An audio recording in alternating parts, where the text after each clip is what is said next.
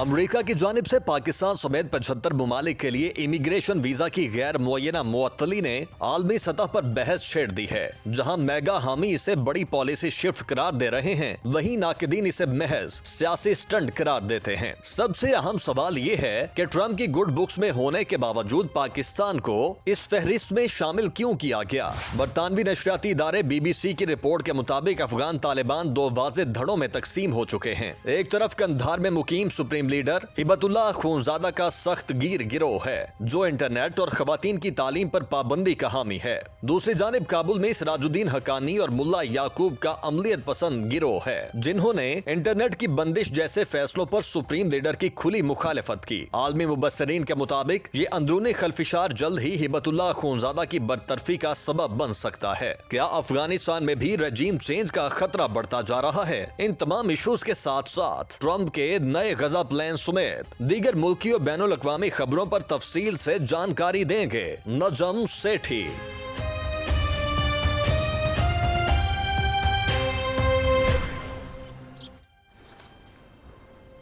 अस्सलाम वालेकुम, मैं हूँ सैयदा आयशा नाज, मेरे साथ मौजूद हैं नजम सेठी साहब। अस्सलाम वालेकुम। लो जी, आपका सलाम तो रिवर्स हो गया सेठ साहब, क्यों? आपको सनद दे दी है किसी ने कि आप ठीक सलाम करते हैं? जी, आज एक मौलाना हजरात ने एक इंटरवेंशन की है। उनका एक सवाल की जवाब आया है। उन्होंने कहा कि आप पहले अस्सलाम वालेकुम कहते थे, फिर आपको किसी ने कहा कि ये तो सही नहीं है, तो आप अस्सलाम वालेकुम कहा करें। तो फिर आपने ये कह के अस्सलाम वालेकुम कहना शुरू कर दिया जी। मगर मैं आपको ये बताना चाह रहा हूँ कि सिर्फ सलाम कहना भी बिल्कुल सही है, हाँ। अस्सलाम वालेकुम कहना भी बिल्कुल सही है जी। और अस्सलाम वालेकुम भी कहना बिल्कुल सही है। अगर आप ऐड करना चाहें तो और भी चीज़ें ऐड कर सकते हैं, हाँ। अस्सलाम वालेकुम वरहमतुल्लाहि व बरकातुहू वगैरह वगैरह, जितना गुड़ डाले उतना मीठा। हाँ, जितना, हाँ। ये मसूद खान न्याजी साहब हैं, हाँ। मसूद खान न्याजी लाहौर से, हाँ, जिन्होंने आपको सनद दे दी है कि आप जैसे मर्जी सलाम करें। करें, तीनों चीज़ें जायज़ है, हाँ। और उन्होंने हवाला कुरान शरीफ का भी दिया है। तो अब बात यह है कि मैंने तो पंजाबी है, मैं तो अस्सलाम वालेकुम कह के फ़ारग होना चाहना, हाँ। मगर अब वो कुछ साहब है वो कह रहे अस्सलाम वालेकुम कहना चाहिए। तो अगर मैं कभी सलाम, कभी अस्सलाम वालेकुम, कभी अस्सलाम वालेकुम कह दिया करूँ तो लोग माइंड ना किया करें। चले, ये तो आप मॉडिफाई करते रहेंगे साथ साथ, लेकिन हम आपको इतना रिलैक्स नहीं होने देंगे। अगर आपने किसी की खातिर सलाम चेंज कर लिया था तो हम कुछ और भी चेंज करवाना चाहते हैं। तेरी खैरियत है। जब आपके यहाँ इतनी एक्सेप्टेंस है लोगों के फीडबैक की, तो ज़रा एक और फीडबैक लें। हाँ जी, ये क्या है? कभी भी अपनी लाइफ में मैंने नहीं देखा कि आपने कभी जो है वो शलवार कमीज़ और वेस्ट कोट पहना हो। तो अगर आपको इमेज से बारे में बहुत ज़्यादा कंसर्न नहीं है या आप समझते हैं कि ये कोई बहुत अच्छा ड्रेस नहीं है तो वो तो अलग बात है। अदरवाइज़ आई थिंक कि अगर आप एक दफ़ा एटलीस्ट वंस अगर आप शलवार कमीज़ पहने और वेस्ट कोट पहने अपने प्रोग्राम में तो ये जो है ना लोगों को बहुत अच्छा लगेगा। तो सर ये काइंडली कंसिडर कीजिएगा अगर आप समझते हैं कि ये पॉसिबल है। अच्छा, मुझे एक बात की समझ नहीं आ रही कि मेरे ड्रेस कोड के ऊपर या लफ्ज़ों की इतनी एम्फसिस क्यों है। हम तो यहाँ एक सियासी प्रोग्राम करने बैठे होते हैं और कोई मेरी टाई के बारे में बात कर रहा है, कोई मेरे रुमाल के बारे में। अब आप शलवार कमीज़ पे ले आए हैं मुझे, और उधर सलाम के ऊपर इशू बन गया है एंड सो ऑन। तो मैं क्या करूँ? मुझे वो एक कहानी है, मेरा ख्याल है मैं जवाब देने से पहले वो कहानी आपको बता दूं क्या है। एक था गधा, अगर आपको गधा नहीं पसंद तो खोता कह लें। एक था गधा ओब्लिक खोता, एक था वालिद ओब्लिक प्यो, एक था पुत्र ओब्लिक पुत्र। तो ये जा रहे थे कहीं, तो वालिद ने बेटे को कहा तुम गधे पे चढ़ जाओ। लोग आगे जा रहे थे, उन्होंने कहा देखे वालिद बूढ़ा है और बेटा जवान है, बेटे को नीचे होना चाहिए, वालिद को ऊपर होना चाहिए था, ये देखे क्या है। तो उन्होंने कहा अच्छा ठीक है। तो वालिद साहब गधे पे चढ़ गए और बेटा नीचे उतर गया। अब वो जा रहे थे आगे तो लोग मिले, लोगों ने कहा देखो ये वालिद कितना जालिम है, बेटे को जो चढ़ाना चाहिए था और खुद चिल्ले। वालिद है, after all he has to look after children. वो तो वालिद साहब उतर गए। अब दोनों चल रहे थे तो गधा अलग साथ साथ चल रहा था। तो लोग आगे लोगों ने कहा कि ये देखो यार कितने बेवकूफ़ लोग हैं। गधा तो इसी काम के लिए तो होता है कि बोझ उठाए, ये करे वो करे, और ये दोनों जो है गधे को साथ साथ लेके चल रहे हैं और खुद पैदल चल रहे हैं। उन्होंने कहा अच्छा ठीक है, वो दोनों गधे पे चढ़ गए। बैठ गए। अच्छा, अब वो जा रहे थे, आगे और लोग आ गए, उन्होंने कहा देखो है ना बोले, वो गधा बेचारा इतना जुल्म उसके ऊपर, इतना बोझ डाला हुआ है उसके ऊपर, ये जानवर है, बोल नहीं सकता, देखे बेजुबान मखलूक, जो बेजुबान है वगैरह वगैरह। और दोनों जनाब उतर के उन्होंने गधे को घोड़े पे अच्छा सर पे चढ़ा लिया और चलने लगे। आगे फिर लोग आ गए, उन्होंने कहा देखो यार है गधा तो अपनी जगह पे, ये भी गधे हैं, ये दोनों खोते हैं। अब बात ये है कि मैं कहाँ जाऊँ, क्या करूँ, जो भी बंदा करता है आगे से कोई ना कोई ऑफेंस ले लेता है, एतराज़ कर लेता है। तो बेहतर है गधे को सर पे उठा लिया जाए। अच्छा वैसे सेठी साहब आप पहनते क्यों नहीं है कमीज शलवार? हाँ, तो अब जो असली सवाल है कि वो शलवार कमीज़ वाला, हाँ क्यों नहीं पहनते? अच्छा क्यों नहीं पहनते? अच्छा, आपको शायद हैरानी होगी, बिकॉज आई थिंक ये या तो जेन जी की बात है, या उससे पहले जो भी जेन सी, वो केड़ी सी तो पहले मिलेनियल्स थे, जेन एक्स थे, जेन एक्स जेन असि पुराने लोग 60s 50s थे। तो सिर्फ आपको ये बताना चाहता हूँ कि 1971 से लेके जब मैं इंग्लैंड से वापस आया 1991 तक 20 साल मैंने सिर्फ शलवार कमीज पहनी, सिर्फ, कोई जैकेट, कोई जीन, कोई टाई, कोई कभी नहीं पहनी। यहाँ तक कि मैं अमेरिका गया और उस ज़माने में अमेरिका के और ये जॉर्ज बुश की काफ़ी लड़ाई झगड़े हो रहे थे मिडल ईस्ट के अंदर, ईरान के साथ झगड़े हो रहे थे एंड सो ऑन। तो मैं जब गया तो वहाँ मैं शलवार कमीज़ पहन के न्यूयॉर्क में फिर रहा था।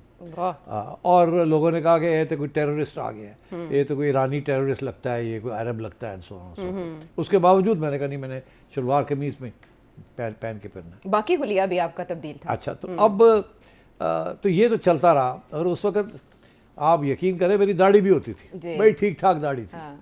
और 1971 ऑनवर्ड्स टू 1990s, तो उसमें अब एक इंसिडेंट आपको याद कराऊं कि मैं एयरपोर्ट पे खड़ा था, कहीं जा रहा था, शलवार कमीज़ पहनी हुई थी, नीचे वो बलोच चप्पलें पहनी हुई थी, बिल्कुल बलोच ही लग रहा था।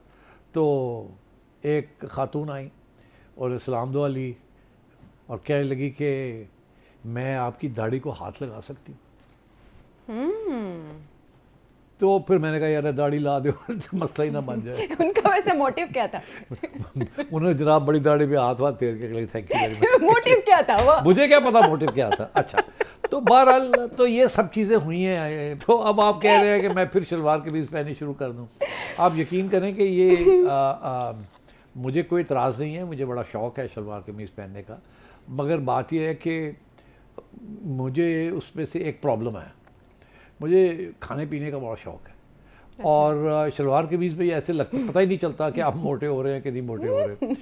तो इसलिए मैंने ये फ़ैसला किया था कि मैंने अब जीन्स पहननी है और टाई पहननी है ताकि मैं जवान रहूं, और ये शलवार कमीज़ पहनी नहीं तो खाने खाए नहीं और मैं फ़ौरन नॉकआउट हो जाऊंगा। तो इसलिए मैं शलवार कमीज़ नहीं पहनता। अच्छा। और मैंने अपने आप को टाइट करके रखा हुआ है। I hope this explanation is reasonable. मगर जाते जाते मैं ये ज़रूर कहना चाहूँगा कि आपने देखा होगा इंटरनेट के ऊपर एक तस्वीर घूमती रहती है फ्रॉम टाइम टू टाइम, जब मेरे ख़िलाफ़ कोई बात करनी हो ना किसी ने, तो वो तस्वीर निकाल के और वो चला देते हैं। वो तस्वीर है एक बलोच लीडर की, शेर मोहम्मद मरी, जो कि 60 की दहाई के अंदर उन्होंने अयूब खान के ख़िलाफ़ एक तंजीम चलाई थी आर्म्ड। उसके साथ उनके कुछ मरी साथी खड़े हैं, मरी कबीले के सब लोग खड़े हैं, और उन्होंने एक पुरानी वो क्या उस ज़माने में बंदूकें होती थी 7mm जिसे कहते थे, 7mm राइफल। हाँ राइफल, वो उन्होंने पकड़ी थी। और इल्ज़ाम ये लगाया जाता कि सेठी है। तो वो सेठी नहीं है। शेर मोहम्मद मरी साहब को बड़ी गुस्सा था कि देख यार मेरी तस्वीर जो सेठी दे ना खाते पा। लेकिन आपको तो खुशी थी ना। अच्छा, तो छोड़ो ना। तो अब बात यह है कि इस किस्म की चीज़ें चलती रहती हैं। तो अब आपको जवाब मिल गया शलवार कमीज़ का भी, दाढ़ी का भी और वो तस्वीर का भी। तो मेहरबानी से अगर हम फोकस कर ले on the politics of this program, यानी आपकी तरफ से हम ना समझें आप जुम्मे वाले दिन कमीज शलवार पहन के नहीं आ सकते? नहीं। अब्दुल्ला रावलपिंडी से आपके सवाल पूछने का बहुत शुक्रिया। जब इतने पहलू आपने छेड़ दिए और एक बात के अंदर आपने कितने चीज़ें बताई कि आपकी दाढ़ी रिमूव करने का सबब कौन सा वाकया बना, फिर आप कमीज शलवार किस वजह से नहीं पहनते, और खाने पीने का, there so many things, but कुछ चीज़ों की डिटेल्स नहीं आती सामने। कुछ फैसलों की डिटेल्स नहीं आती अब क्या सामने, कहने वो वाली किस हो? बुनियाद पर मत डरें आप मत अलर्टो, क्योंकि आप तो इमिग्रेट करके यूएस नहीं जाने वाले नहीं, ना। सवाल ही पैदा नहीं होता। सवाल ही पैदा नहीं नहीं होता। होता। लेकिन हमें जवाब चाहिए कि 75 कंट्रीज जिनको किन बेसिस पे फर्स्ट ऑफ ऑल इनकी सिलेक्शन की गई है, कब से ये काम हो रहा था ये बताया नहीं गया, लेकिन फौरी तौर पर जो इमिग्रेशन वीज़ाज हैं उनका प्रोसेस रोक दिया गया है, ना अप्रूव होंगे ना इशू होंगे, जिसके सबब बहुत से पाकिस्तानी परेशान है। सर सब ये किन बेसिस पे फैसले किए जा रहे हैं? देखिए 75 कंट्रीज़ में पाकिस्तान आ गया इसलिए तकलीफ हो रही है हाँ ना तो सबको। इंडिया नहीं आया ना, इंडिया तकलीफ नहीं इस आया। वजह से भी है। अच्छा, उसका जो रीज़न दी जा रही है पाकिस्तान को क्यों इंक्लूड कर लिया और इंडिया को क्यों नहीं किया, जी।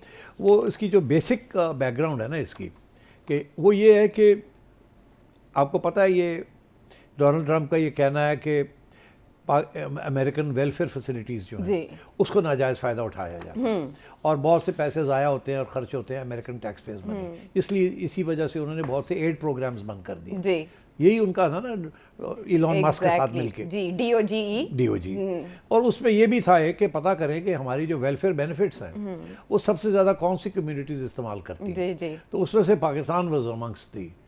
हाँ, हाईएस्ट जिनको 40% उन्होंने कह दिया। कि जी- माइकल कुगलमैन ने इसके ऊपर एतराज किया कि किस डेटा की बुनियाद पे बहरहाल आपने उन्होंने कहा उनका जो डेटा है वो ये शो करता है कि पाकिस्तानी इमिग्रेंट्स जो हैं या जो कि इमिग्रेंट्स यहाँ वो ज़्यादातर जो है दे टेक एडवांटेज ऑफ कि जी हमारे पास नौकरी नहीं है, हमारी हालत ख़राब है, और जाके वो अमेरिकन टैक्स पेयर के ऊपर एक बोझ बनते हैं।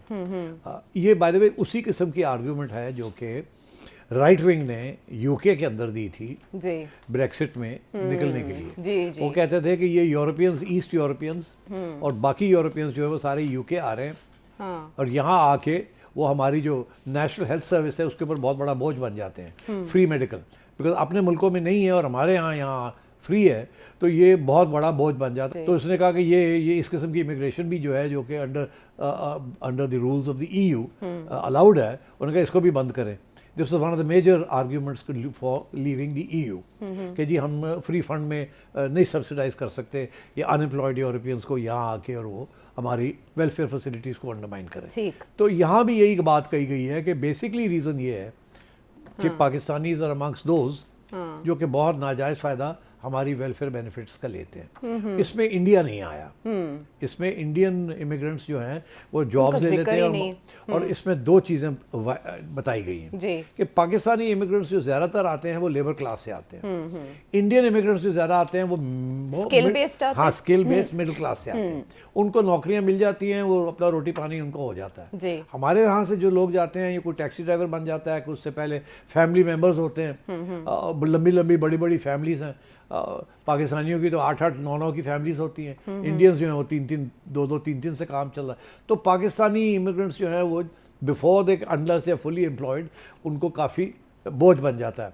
तो this is one of the reasons why Pakistan is included in the 75 countries. आपने देखा होगा कि most of these countries are poor countries, lower income countries, जी जी and so and therefore mostly black and brown. brown and black because ज़ाहिर है third world से ही लोग आ रहे हैं ना, and there are the same category के अनएम्प्लॉयमेंट है वहाँ से एक्सपोर्ट हो रहे हैं, यहाँ आ रहे हैं, यहाँ असाइलम क्रिएट ले रहे हैं फैसिलिटी। और पता है आपको कि जो while you are in asylum आप नौकरी नहीं कर सकते और रियासत जो है वो आपको हेल्प करती है, Fund करती है फंड आपको, करती है जी। आपको until your application is processed। तो मतलब इस किस्म के इश्यूज हैं, तो that's why Pakistan is included in this list and India is not included in this list. बाकी ये है कि इससे पहले आहिस्ता आहिस्ता बहुत से कदम उठाने शुरू कर दिए थे डोनाल्ड ट्रंप ने। जी पहले तो जनवरी 14 को उन्होंने एक 10 दिन उन्होंने कहा कि हम 10 दिन अनाउंसमेंट से पहले 10 दिन पहले आपको बता रहे हैं कि आगे क्या होने जा रहा है। और ये 75 कंट्रीज़ की लिस्ट जो थी इसको पहले तो 39 कंट्रीज़ की लिस्ट बनी, फिर ये 75 पे हुई। और फिर ये कहा गया कि जो स्क्रीनिंग करनी है इन लोगों के लिए जी। वो ज़रा तकड़ी होनी चाहिए, उसमें अंग्रेज़ी पूछनी चाहिए आती कि नहीं आती, आपकी सोशल मीडिया चेक्स हो सोशल गए हैं। पिछले 5 साल से 10 साल History की दें। हिस्ट्री दें, आपके ट्वीट्स क्या किया आपने, क्या नहीं किया। तो इस किस्म की चीज़ें थी। तो आहिस्ता आहिस्ता इसको एक्सपेंड किया गया है। और फिर कस्टम्स ऑफिशियल्स को ये कहा गया कि आप before you give a visa या इमिग्रेशन स्टेटस आप चेक करें कि ये हाई रिस्क इंडिविजुअल है कि नहीं, ये अमेरिकन सोसाइटी में फिट इन करेगा या नहीं करेगा, हमारे लिए ख़तरा है इसको आने का कि नहीं है, इसकी बैकग्राउंड क्या है। तो ये सारी चीज़ें जो थी दे वर पुट इनटू इफेक्ट। तो अब सिर्फ ये कहा जा रहा है कि ज़्यादा फिक्र करने की ज़रूरत नहीं है, स्टूडेंट्स को ये बैन नहीं अफेक्ट करेगा, ना विजिट वीज़ा ना विजिट वीज़ा को अफेक्ट करेगा, ना ही बिजनेस वीज़ा को, ना ही बिजनेस वीज़ा उसको अफेक्ट करेगा, और ना ही वो H1 वाले वीज़े जो हैं जिनको H1B। और ये सिर्फ इमिग्रेंट्स जो हैं those who want to immigrate to America, और उनकी स्क्रीनिंग होगी। ठीक है। तो सिर्फ ये मागा को खुश करने के लिए, अपनी सपोर्ट बेस को खुश करने के लिए ऐसा किया जा रहा है, मिड टर्म इलेक्शन से पहले इस तरह का मूव करना, कोई स्टैट्स ना देना कि डाटा आपने किस बुनियाद पर इस्टेब्लिश किया। आशा, ये सारे यूरोप में भी यही हो रहा है, ये एक राइट विंग मूवमेंट चल रही है, और इसीलिए Donald Trump right wing movement को यूरोप में सपोर्ट कर रहा है, और प्रोग्रेसिव लेफ्ट विंग या डेमोक्रेटिक पार्टीज़ को नहीं सपोर्ट कर रहा है। और क्योंकि ये immigration has become a big issue. ये एक ज़माने में ये डिबेट चली थी पहले भी, उस वक्त बरतानिया में डिबेट चली थी, सबसे ज़्यादा इमिग्रेशन बरतानिया में हो रही और थी, पाकिस्तानियों की और सबसे पाकिस्तानियों की थी और इंडियंस की, जी। और फिर ईस्ट अफ्रीका से लोग आ रहे थे। उस वक्त ये डिबेट जो शुरू हुई वहाँ, उन्होंने दो लफ्ज़ अंग्रेज़ी के, एक था असिमिलेशन, एक था इंटीग्रेशन। असिमिलेशन का ये था कि आप जैसे हम हैं वैसे ही बन जाए, तो फिर तो ठीक है, जो हमारा कल्चर है वो कल्चर अपना लें, जिस तरीके से हम बोलते हैं, जिस तरीके से हम उठते हैं बैठते हैं, आप एसिमिलेट हो जाए, मिल जाए, मिक्स हो जाए। दूसरा ये डिबेट थी कि नहीं, आप इंटीग्रेट हो जाए, मिक्स ना हो। अच्छा, आप अपने ऑटोनॉमी रख के मगर हमारे कानून को ओबे करें, इंटीग्रेशन हो जाए, जेल इन तो करें ना। हाँ। तो ये दोनों डिबेट चली, और वहाँ जो प्रोग्रेसिव लोग थे वो कहते थे इंटीग्रेशन ठीक है, असिमिलेशन नहीं, हमें इंसिस्ट नहीं करना चाहिए कि आप अंग्रेज बन जाए, ये रहे, आप अपना कल्चर रखें, सारा कुछ रखें, मगर जो हमारे कानून हैं उसको बालादस्ती करें, हमारी आइन को तस्लीम करें, और हमारे जो हमारे कस्टम्स हैं उनको ख़राब ना करें। अच्छा, तो ये डिबेट चली थी वहाँ। अब ये डिबेट जो है ना, वो जिसे कहते हैं ना पूरी कम टू स्टैंड स्टिल, और वो उल्टी हो गई है। अच्छा। पूरा चक्कर घूम के डिबेट आ गई है कि ये एसिमिलेशन भी नहीं हुई, हुआ ये है कि ना इंटीग्रेशन हुई है ना एसिमिलेशन हुई है, और हुआ ये है कि हमारे लोग जो हैं from all over the Arab world and elsewhere, ये इंटीग्रेट भी नहीं किए, एसिमिलेट भी नहीं किए, इन्होंने आके वहाँ अपने छोटे छोटे पाकिस्तान, अपने छोटे छोटे सीरिया, अपने छोटे छोटे अल्जीरिया, अपने छोटे छोटे ये बना लिए, और वो गेटवाइज हो गए, और वहाँ से ये निकलते नहीं हैं, और वो भी छोटे, और वो बिल्कुल वहाँ एक ऐसे लगता है कि ये फ्रांस का या बरतानिया का हिस्सा ही नहीं है। अब जब लोग मैनचेस्टर की बात करते हैं या ब्रैडफोर्ड की बात करते हैं, तो यही बातें आती है कि जी वहाँ तो ऐसे लगता है ये छोटा पाकिस्तान है। साउथ हॉल में शर्त लगा के लोग जाते हैं कि कोई गोरा ढूंढ के दिखाएं। तो ये अब प्रोपेगेंडा शुरू हो गया है कि देखिए यार, ये तो हमने तो इनको कहा था कि आप इंटीग्रेट हो जाए, अब तो ये तो इंटीग्रेट भी नहीं हुए, ये तो यहाँ भी आगे अपनी हरकतें कर रहे हैं जी। और फिर वो पूरी एक कैंपेन चली थी जिसमें पाकिस्तानीज़ को आइडेंटिफाई किया था उस वक्त की होम सेक्रेटरी अंडर ऋषि, जिसने कहा था कि ये गैंग शैंग्स, ये वो सारी बात हुई थी, आपको याद होगा कि ये अंडर एज लड़कियों के साथ उनको ट्रैप करते हैं, ये करते हैं, वो करते हैं, एंड सो। तो ये पूरा एक राइट विंग का एक एंटी इमिग्रेशन एजेंडा बन चुका है वहाँ। और फ्रांस में तो बहुत स्ट्रांग है कि जी हमारा कल्चर ही है ना, फ्रेंच कल्चर, उसको ही ख़त्म कर रहे हैं। और वहाँ ये है कि जी मुसलमानों की rate of growth of population भी बहुत ज़्यादा है, उन्होंने तो बच्चे पैदा करने बंद कर दिए, उनकी तो सारी पॉपुलेशन बूढ़ी होती जा रही है, यंग लोग नहीं नज़र आते, और जो यंग लोग नज़र आते हैं वो लंबी पाकिस्तानी, इंडियंस एंड अरब्स, क्योंकि वहाँ 6-6, 7-7 बच्चे हो रहे हैं, तो और वो बोझ भी पड़ता है उनके वेलफेयर सिस्टम के ऊपर, और शादियाँ भी, और फिर उसके बाद सबसे इंटरेस्टिंग बात यह है कि वो रिसोर्सेज जो हैं रियासत की, वो सबसे ज़्यादा रिसोर्सेज जो हैं प्रोपोर्शनेटली ये कर रहे हैं। और अब ये डर लगना शुरू हो गया कि 30-40 साल के बाद इनकी मेजॉरिटी हो जाएगी, और जो वहाँ के ओरिजिनल फ्रेंच या जर्मन या ब्रिटिश है वो माइनॉरिटी में हो जाएंगे। तो ऑलरेडी अभी आपने देखा है कि इंडियन को उन्होंने, इंडियन ब्रिटिश को प्राइम मिनिस्टर भी बना दिया है यूके के अंदर, ऋषि सुनक। हाँ, ऋषि को।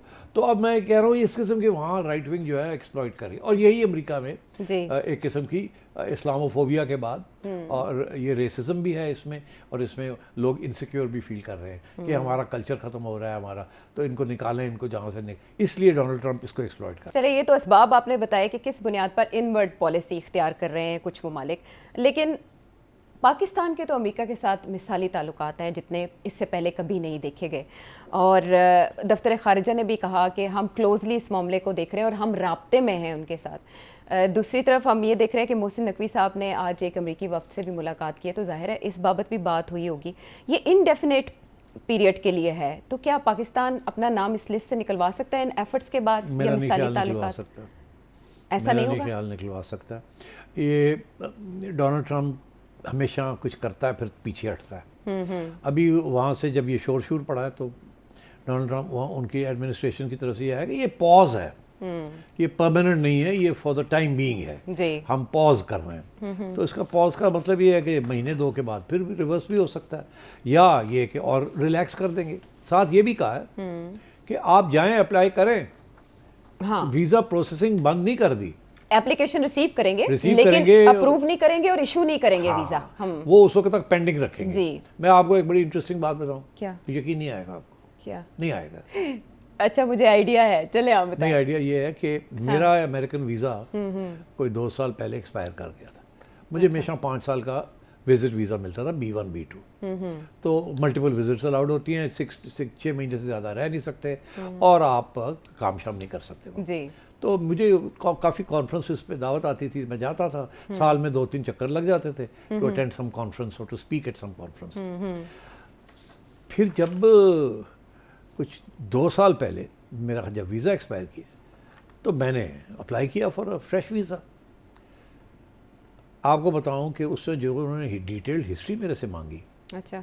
कि पिछले 10 साल में आप किस मुल्क गए हैं, कितने दिन रहे हैं, कौन सी डेट्स पे, कैसे, अमेरिका कितनी दफ़ा आए हैं, कितनी दफ़ा गए हैं, कितने ईमेल एड्रेसेस हैं आपके, और सबसे इम्पोर्टेंट पॉज आ गया।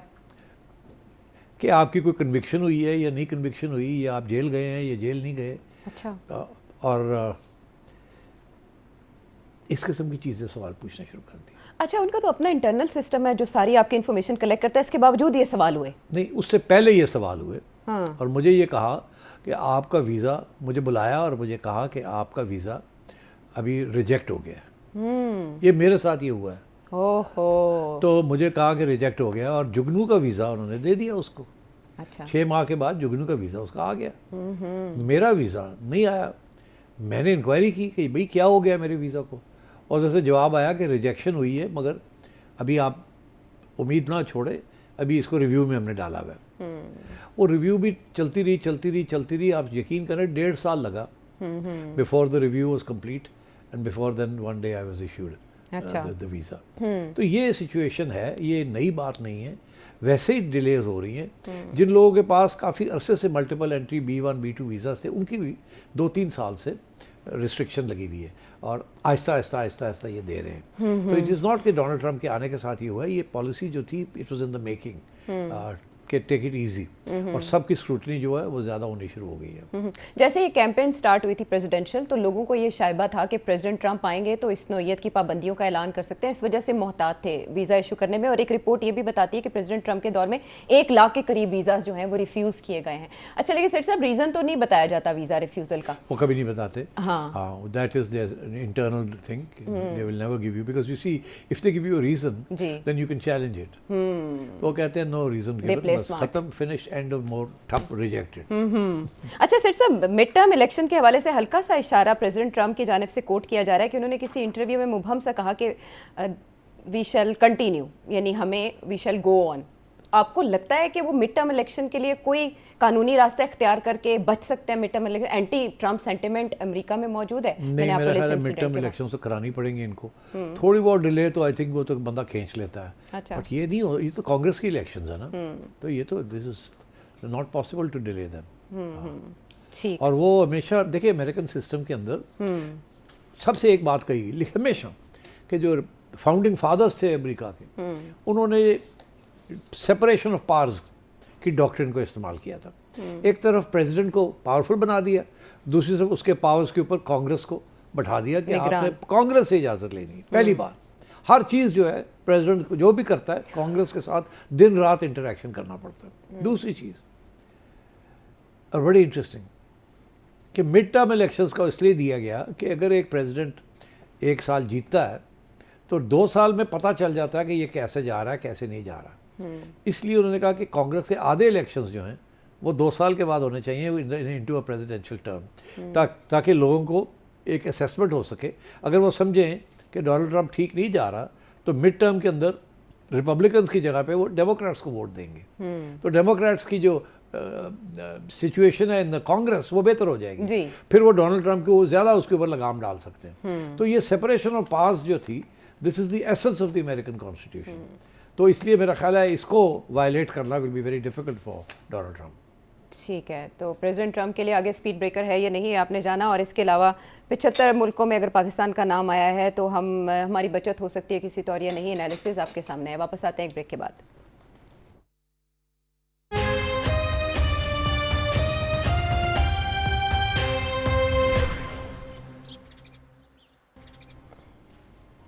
Welcome back to the show. अब वीज़ा नहीं मिला तो कोई बात नहीं, हम पाकिस्तान में ही रह के काम कर लेंगे। अच्छी गल है। हाँ, और जब इतना अच्छा मतलब अच्छा, वो मैं तुम्हें कहानी सुनाऊँ फिर अब तुमने बात ही ऐसी करती हो कि मुझे कोई बातें याद आ जाती है। अच्छा, ये किस बारे में? अच्छा, वो ये है कि हम अमेरिका में थे और जुगनू, मैं, मीरा और साथ हमारे दोस्त थे, डॉक्टर सलमान शाह, उनकी एहलिया नीला, उनके 2-3 बच्चे और एक अच्छा सबसे छोटा बच्चा Asif. This is 20 years ago, 22 years ago। ठीक है। तो हम एक शॉपिंग मॉल पे गए और उनकी बेटी थी, छोटी बेटी 6 साल की, उसका नाम था लिली। अच्छा, तो वो हम गए वहाँ, तो शॉपिंग मॉल पे बैठे हुए थे, तो मैंने अपने अली को कहा और उन्होंने लिली को कहा कि जाएं जाके अपने लिए कुछ ले लें वहाँ से, वो स्टॉल शॉल है। तो वो गई लिली और वो गए वहाँ, उन्होंने जाके खातून को कहा कि हमें बर्गर दे दो, ये दे दो। अच्छा। वहाँ अमेरिकन है, वो जवाब आप नहीं देते ना, दे थोड़े वेरी खुले डुल्ले, वो ज़्यादा पोलाइट नहीं है। लंदन में बड़ी पोलाइटनेस होती है। यस, थैंक यू, वज़ादारी है वहाँ पर, लेकिन वो rude and rough and dry. हाँ, अमेरिकन वाला कोई नहीं होता। तो लिली ने turn around and said to the woman कि why is your mood so off. Typical Pakistani style ना, why is your mood so off. और 6 साल की बच्ची उन्होंने कह रही है। अच्छा। तो उन्होंने समझ ही नहीं आई कि की कह रही है, क्या क्या आ गई। तो वो आसिफ जो छोटा था वो गोदी में था। अच्छा। तो उसने कहा असी गंदे ही चंगे। इसका क्या मतलब? यानी ऐसे रूड होने से? मैं नहीं। हाँ। तो आपने वो कहा ना कि असी पाकिस्तानी चंगे, असी पाकिस्तानी चंगे, हाँ। असी गंदे ही चंगे। हाँ। तो ये वो असी गंदे ही चंगे वाली गल बन गई। हाँ। हाँ। वो क्या कहते हैं, मजबूरी का नाम शुक्रिया। हाँ, तो और ऐसे में जब पॉलिटिक्स भी थोड़ी बेहतर हो रही हो, कुछ मीठी मीठी बातें हो रही हो, अपोजिशन लीडर की अपॉइंटमेंट हो जाए 5 महीने के बाद, तो ऐसा लगता है कि सब कुछ अच्छा होने वाला है।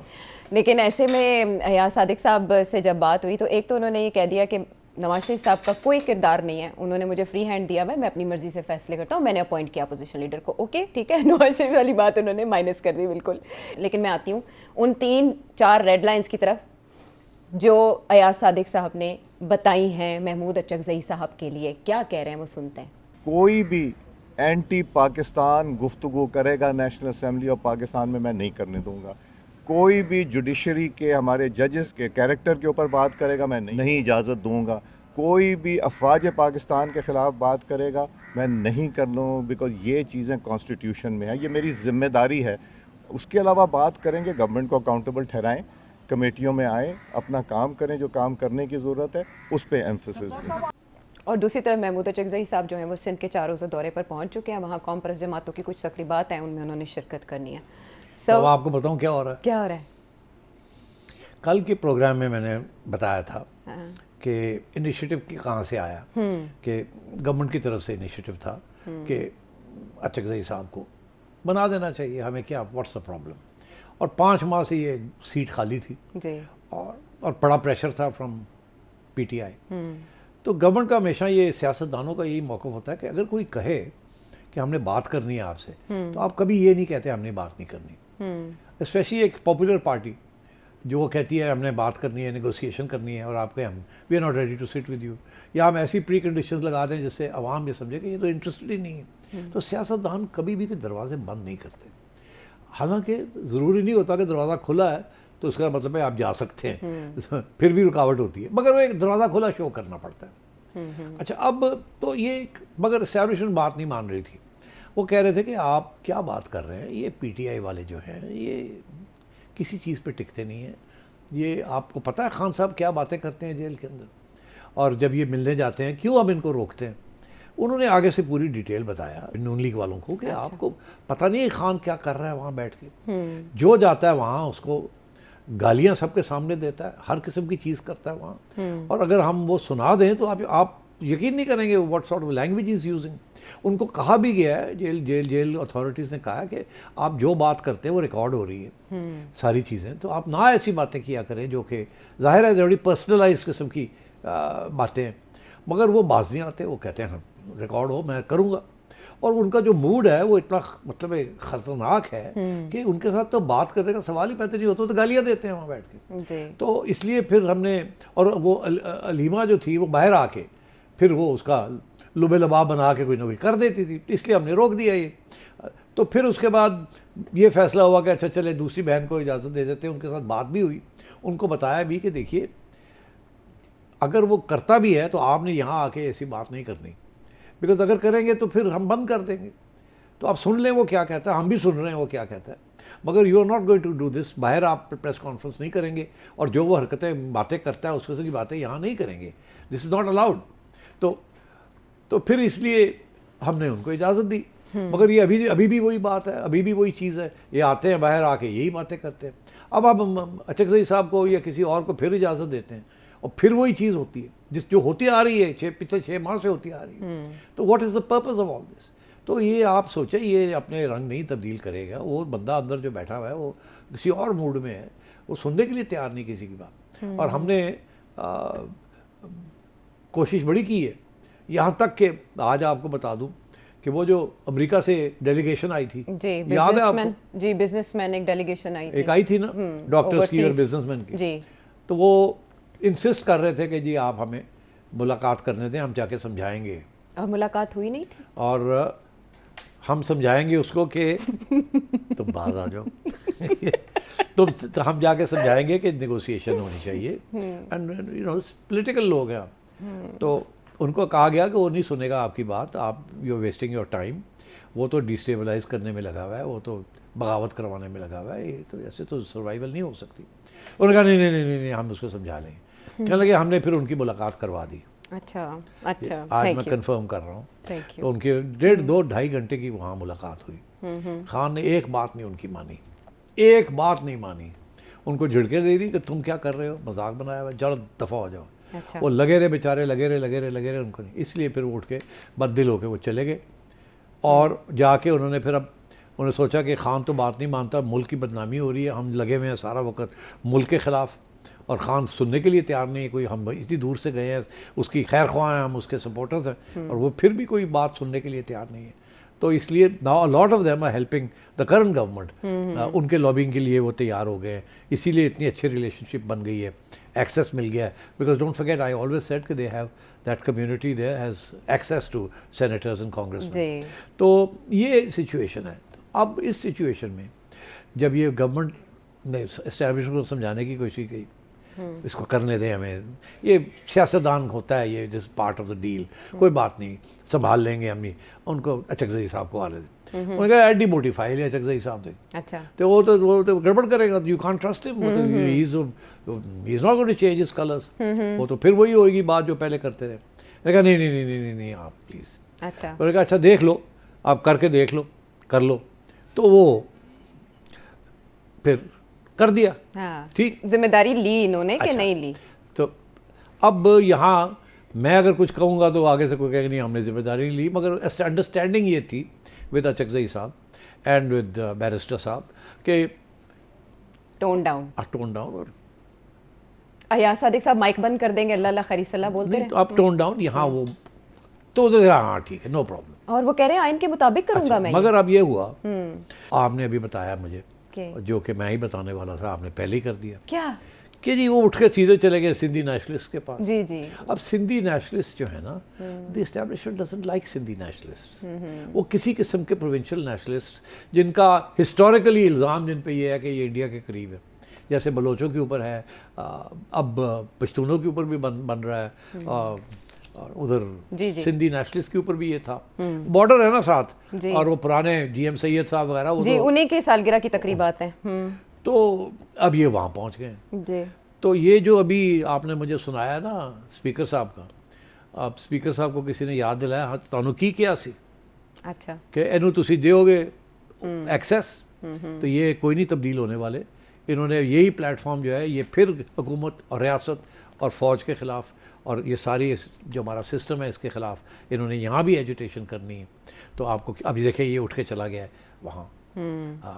अगर जाना ही है तो आप जाए, मगर ये तो ना और अपनी ये कॉल जो है इनकी 8 की उसको और ये तेज़ कर रहे हैं। जी जी स्ट्रीट मूवमेंट के लिए ही तैयारी हो रही है तो 8 बात यह है फरवरी के कि लिए। इसीलिए अब स्पीकर साहब ने हाँ सोचा कि मैं कह दूं हाँ कि मैं ये नहीं इजाज़त दूंगा, बिकॉज गवर्नमेंट थोड़ी सी डिफेंसिव पे हो गई है। अच्छा बिकॉज भाई बिग बॉस ने इशारा किया कि हमने आपको क्या कहा था कि ये they are not to be trusted, और ये इस किस्म की अपॉर्चुनिटी लेके एक्सप्लॉइट करेंगे। लेकिन ये हुकूमत ने रिस्क नहीं लिया इस तरह से महमूद चकज़ई साहब को इन तो करके। अब यही तो इशू बन गया ना। तो अब ये है कि स्पीकर साहब ने बता दिया कि मैं ये नहीं करने दूंगा, ये नहीं करने दूंगा, ये नहीं करने दूंगा। मगर मैंने आपसे कहा था कि तलवार एक रखेंगे पीछे, हाँ तो सुप्रीम कोर्ट चले जाएंगे, चैलेंज हो तो जाएगी। ये अब चैलेंज ये होगा कि क्या स्पीकर साहब मेंटेन कर सकते हैं पार्लियामेंट की डिग्निटी एंड ऑनर, एंड क्या इनको स्पीकर बंद करने की बात नहीं है, वो तो शोर शराबा हो जाता है। हाँ। वो तो और भी पार्लियामेंट नहीं चलने देंगे। अगर इन्होंने पार्लियामेंट को ना चलने दिया देन प्रॉब्लम। और इन्होंने रियासत को अटैक किया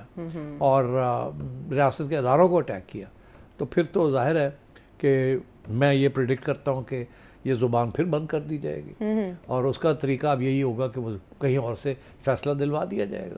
तो अगर नहीं तो ये तलवार रहेगी, कोई फैसला नहीं आएगा, ये रहेगा उस वक्त तक जब तक ये बिहेव करते हैं। अगर ये बिहेव नहीं करेंगे तो then of course the sword will fall. तनकीद तो ये भी आ रही है सेठी साहब के जैसे छलनी बोले छाछ को तेरे में छेद, ये खुद पहले तनकीद का निशाना इसी प्लेटफॉर्म पे अदलिया को बनाते रहे हैं, मुस्लिम लीग नून भी और पीपल्स पार्टी भी, इवन के ये भी कहते रहे हैं कि इदारों को अपनी हदूद में रहना चाहिए। तो वो किस मुंह से इन्हें रोक रहे हैं? उसी मुंह से जिस मुंह से वहाँ बैठे में गाली मुक गई। गल मुक गई, खत्म करो गाली। अच्छा एक और सवाल का भी जवाब दे दें कि ये भी मानना है कुछ लोगों का कि कराची में सुहेल आफरीदी साहब ने जो पास शो दिखाया अनएक्सपेक्टेड, बड़ी तादाद में लोग आए, कुछ लोगों के मुताबिक तो 1 लाख के करीब आए, कुछ लोग कह रहे हैं 20,000 से 50,000 के दरमियान। सुहेल आफरीदी जैसे न्यू कवर ने इतना बड़ा जलसा कर लिया, उसके बाद खौफ का आलम था, थरथली मच गई, इस्टेब्लिशमेंट ने कहा कि महमूद चकज़ई साहब को पार्लियामेंट में ले आओ। वजन है? नहीं नहीं नहीं, अच्छा कोई थरथली नहीं बजी, कोई कुछ नहीं हुआ। अच्छा ये पहले से प्रोग्राम था, काफ़ी देर से कन्विंस करने की कोशिश कर रहे थे नून लीग वाले और पीपल्स पार्टी वाले कि पॉलिटिक्स के अंदर स्पेस छोड़नी चाहिए। ओके और ऐसे आप you are pushing them to the street, keep this avenue open. ठीक। तो ये वो मान नहीं रहे थे, अब वो मान गए, उन्होंने कहा अच्छा चलो ठीक है। मगर अभी भी वो इशू खड़ा हुआ है कि इमरान खान के साथ मुलाकात होने देंगे या नहीं होने देंगे। और मेरा ख्याल है ये 8 फरवरी से पहले नहीं होने देंगे। ये देखेंगे कि अगर 8 फरवरी को ये फिर रास्ता वो इख्तियार करते हैं डिस्टेबलाइजेशन का और चकज़ई साहब पार्लियामेंट के अंदर मिसबिहेव करते हैं, ओके तो फिर भी इजाज़त नहीं मिलेगी मिलने की। तो 8 फरवरी को हम लिटमस टेस्ट डे कह सकते हैं कि वो आप भी उस सोचिए दिन टेस्ट डे। कि टेस्ट ये भी है ना चकज़ई साहब कैसे बिहेव करते कैसे हैं behave पार्लियामेंट। चले देखिए वो- ना चकज़ई साहब की तो पूरी तारीफ एक है ना, तारीख है तारीख उनकी। है ना, जी। और तारीफ भी है। तारीफ भी है, ज़ाहिर है। वो ये है कि anti-establishment opposition में किरदार। रहे हमेशा। जी हमेशा। नहीं जो पीडीएम की जब गवर्नमेंट बनी थी तो ये साथ थे ना। जी, जी। भूलिएगा मत भूलिएगा चले मत, आपने याद करवा दिया। Because he was in opposition to Imran Khan. उस वक्त ये इमरान खान की ऑपोजिशन में पीडीएम का जी। हिस्सा थे। अब वो इमरान खान के साथ खड़े हो गए अगेंस्ट द पीडीएम। जी ठीक है, ऐसे। ठीक है। महमूद चकज़ई साहब की एक पूरी तारीख है और इसको याद दहानी के लिए सेठी साहब ने हमारे सामने रखी कुछ मिसालें। बहरहाल ये जो सियासी इस वक्त चल रहे हैं मामलात, उसमें क्या हकीकत है, क्या फसाना, आपने जाना। वापस आते हैं ब्रेक के बाद।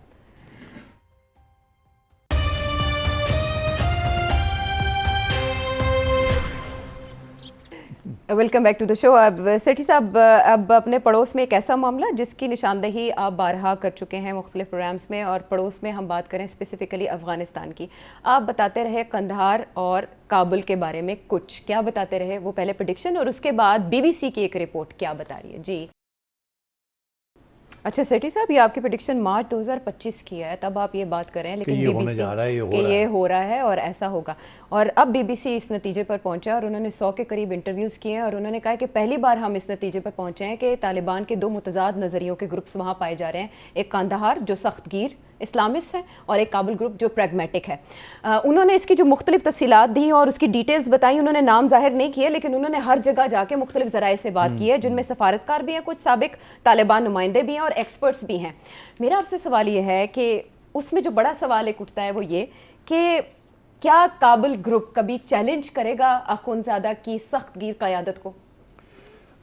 बड़ा इंटरेस्टिंग सवाल है, बिकॉज मैं समझता हूँ पाकिस्तान ये नहीं चाहता कि ये ग्रुप्स लड़ पड़े आपस में, तो अगर ये ग्रुप्स लड़ पड़े तो सिविल वॉर एक किस्म की सिचुएशन हो जाएगी। और अगर वहाँ सिविल वॉर की सिचुएशन होती है, क्योंकि सिविल वॉर इसी को कहते हैं ना जी। तो अगर सिविल वॉर हो गई तो फिर रेफ्यूजीज आने शुरू हो जाएंगे पाकिस्तान। हाँ, and that is one reason Pakistan चाहता है कि लड़ाई झगड़े ना हो वहाँ, आपस में ना हो, और ये ओके। आपस में कोई इधर से कुछ सेटलमेंट हो जाए, ठीक। मगर हो नहीं रही है। इनफैक्ट जो पावर स्ट्रगल है इनसाइड वो और शदीद तेज़ हो गई है। अच्छा, जो 1 साल पहले मैंने बात की थी, बीबीसी ने अब जाके हाँ। वो बात को उसको पूरा इन्वेस्टिगेट करके और पूरा मजमून छापा है जी।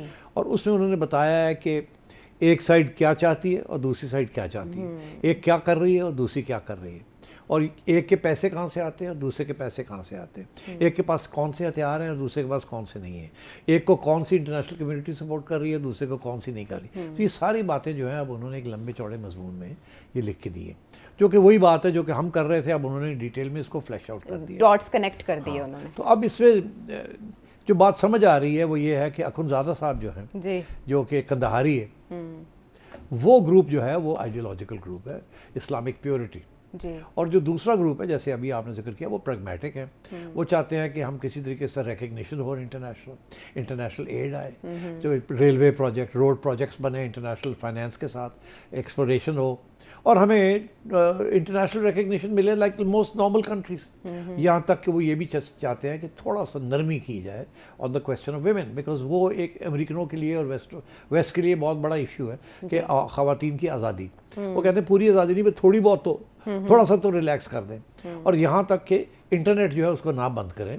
वो हमारा कॉन्टैक्ट है विद द आउटसाइड वर्ल्ड, और इसको वी कैन मॉनिटर इट, मगर ये ना इसको बंद ना करें। दूसरा ग्रुप जो है अखुंज़ादा साहब का, उन्होंने एक ज़माने में इंटरनेट भी बंद कर दिया था, और फिर ये हकानी नेटवर्क ने इंटरनेट खोल दिया जी, ये सितंबर में हुआ, इंटीरियर मिनिस्ट्री इनके पास थी, और 3 दिन बाद, और हाँ, 3 दिन बाद restore उसके हो साथ गया। फिर टेंशन हो गई, हाँ। और फिर वो रहा, इंटरनेट खुला रहा। अच्छा, इसी तरीके के साथ और भी बहुत से इश्यूज हैं जिसके ऊपर क्लैश आ रहा है। जी जी, वो दाढ़ी मूंढने का जो हुक्म आया था, वो जो काबुल ग्रुप के ज़ेरे असर इलाके हैं वहाँ उस तरह से एनफोर्स नहीं किया जाता, और ख़वातीन की एजुकेशन के मामले पे भी वो नहीं चाहते कि ये फैसला जो है कायम रहे, लेकिन अभी तक उन्होंने इस पे अपने आप को असर्ट नहीं किया। तो इस साल समझा जा रहा है कि शायद वो इस मामले में भी आगे आए। Do you think? नहीं, मैं यही आपसे कह रहा हूँ कि अखुंज़ादा ने उसे, मतलब सियासतदान है ना at the end of the day, तो उन्होंने भी, उनके भी अपने एरियाज़ हैं जो कि उन्होंने कंसोलिडेट कर लिए।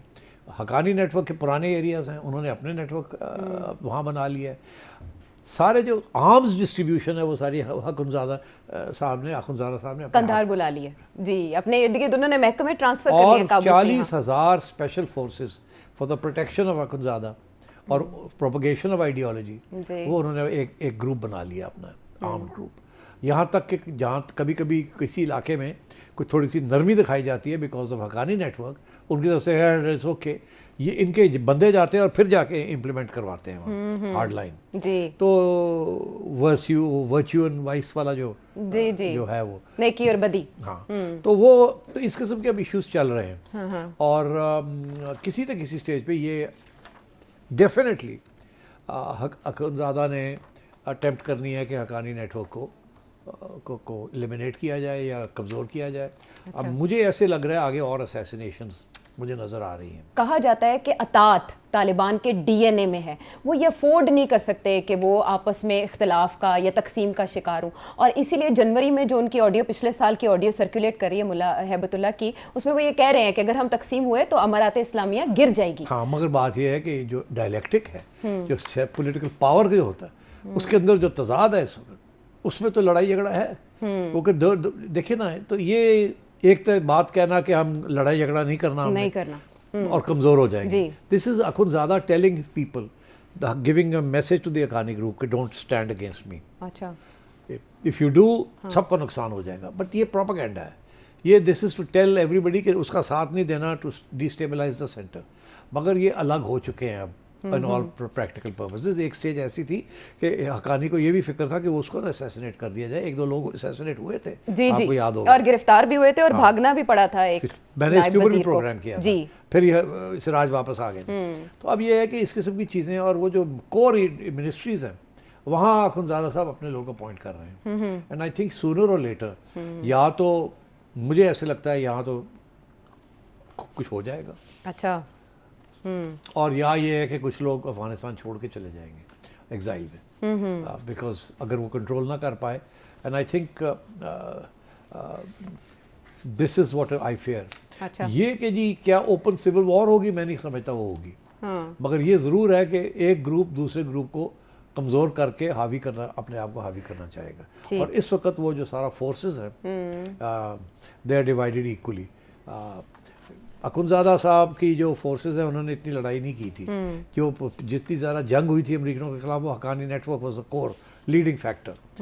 तो इसलिए आई थिंक इस किस्म के इश्यूज हैं वहाँ, and I think we have to wait and see. अच्छा, अब मगर मैंने जैसे कहा, Pakistan does not want a civil war. हाँ, अच्छा सेठ साहब, पाकिस्तान को सूट क्या करता है ये तो हमें आइडिया हो गया, लेकिन जब सितंबर में इंटरनेट की बहाली हुई, पहले डायरेक्ट टेलीकम्युनिकेशन अथॉरिटी को ऑर्डर्स आए मुल्ला हैबतुल्लाह के, और उसके बाद 3 दिन के बाद जब रिस्टोर हुआ तो इसे एक बगावत समझा गया अमारात इस्लामिया के अंदर। उसके बाद ये तवक्को की जा रही थी कि सितंबर, अक्टूबर, नवंबर, दिसंबर कि इन वज़रा की माजूली हो सकती है जिन्होंने रिस्टोर करवाया, या उनको मुल्क बदर किया जा सकता है, या वो उनके खिलाफ कोई भी कार्रवाई हो सकती है, लेकिन ऐसा नहीं हुआ। तो इससे ये इंप्रेशन आया जैसे मुल्ला हैबतुल्लाह इस मामले पर पसपा हुए हैं, कमज़ोर हुए हैं। तो आपको ये नहीं लगता कि बैरूनी ताकतों के मुकाबले में ये आपस में इत्तफाक फिर भी बरकरार रखेंगे और ये तकसीम ज़्यादा गहरी नहीं होगी? नहीं, ये तकसीम होगी, ओके, ये होगी। ये पावर जो होती है ना, वो ऐसे नहीं होता कि कहने के साथ या ख्वाहिश के साथ। अब 2 ग्रुप्स हैं, पावर स्ट्रगल है, एक ग्रुप हावी होगा, दूसरा ग्रुप कमज़ोर होगा, कुछ लोग मारे जाएंगे। और उसमें बैरूनी फैक्टर या बैरूनी हाथ कितना कारफरमा हो सकता है किसी ग्रुप को मजबूत करने में? मेरा ख्याल है अगर इंटरनेशनल इंटरवेंशन है किसी स्टेज पे, तो वो हक्कानी नेटवर्क को सपोर्ट करेंगे। और देखिए, शुरू में ही अखुनज़ादा साहब ने ये फैसला किया था कि कुछ एरियाज़ हैं जहाँ कंट्रोल लेना है। एयरपोर्ट का कंट्रोल फॉर एग्जांपल वो इन्होंने ले लिया था, because again that's international coming going. So I think इस किस्म के इश्यूज हैं। थर्ड फैक्टर है द सन ऑफ मुल्ला उमर, जी, मुल्ला याकूब। मुल्ला याकूब जी, अच्छा, मुल्ला याकूब इज द डिफेंस मिनिस्टर, ऐसे ही है ना? जी जी, और हक्कानी साहब इंटीरियर मिनिस्टर हैं। और तो मुल्ला याकूब देखना है कि वो किस तरफ जाएगा, because he could tilt the balance. वो हक्कानी साहब के साथ है इस वक्त हक्कानी साहब के साथ है, और काबल ग्रुप है, और काबल ग्रुप का हिस्सा। तो अब देखना ये है कि हक्कानी ग्रुप और मुल्ला याकूब जी, जी। ये मिल के कहते ओवरकम अखुनज़ादा या नहीं। एंड आई थिंक ये है पावर स्ट्रगल गोइंग फॉरवर्ड। और इसकी निशानी के तौर पर यह सवाल किया जा रहा है कि दीगर अहकामात, सख्त की रहकामात जो ख़वातीन की मुलाजिमत या बच्चियों की तालीम से मुतालिक जारी किए गए हैं, वो इस साल रिवर्स हो पाते हैं या नहीं, इसके लिए इंतजार करना होगा। और यही इस बात का सबूत होगा कि अफगानिस्तान में कौन सा ग्रुप हावी है। प्रोग्राम के हवाले से कोई सवाल हो, फीडबैक हो, नंबर आपके सामने है, इस पर भेजिए। अगले प्रोग्राम तक के लिए इजाज़त दीजिए। Thank you. थैंक